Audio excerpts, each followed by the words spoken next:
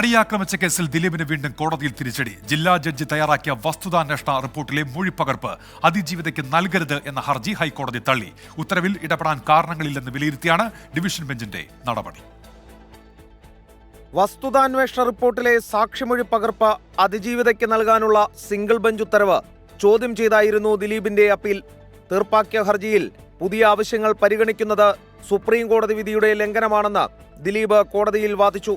അതിജീവിതയ്ക്ക് മൊഴിപ്പകർപ്പ് നൽകണമെന്ന ഉത്തരവിൽ single bench തന്റെ എതിർപ്പ് രേഖപ്പെടുത്തിയില്ലെന്നും ദിലീപ് കോടതിയിൽ പറഞ്ഞിരുന്നു.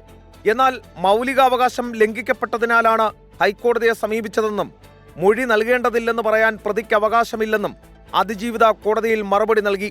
വസ്തുതാന്വേഷണ റിപ്പോർട്ടിലെ മൊഴികൾ അറിയാൻ ഹർജിക്കാരി എന്ന നിലയിൽ തനിക്ക് അവകാശമുണ്ടെന്നും അതിജീവിത വ്യക്തമാക്കി. പിന്നാലെ കേസിൽ വിശദവാദം കേട്ട കോടതി ദിലീപിന്റെ ഹർജി തള്ളി. ജസ്റ്റിസുമാരായ എൻ നഗരേഷ്, PM മനോജ് എന്നിവരുൾപ്പെട്ട ഡിവിഷൻ ബെഞ്ചാണ് അപ്പീൽ പരിഗണിച്ചത്. എസ് ശ്രീകാന്ത്, 24, കൊച്ചി.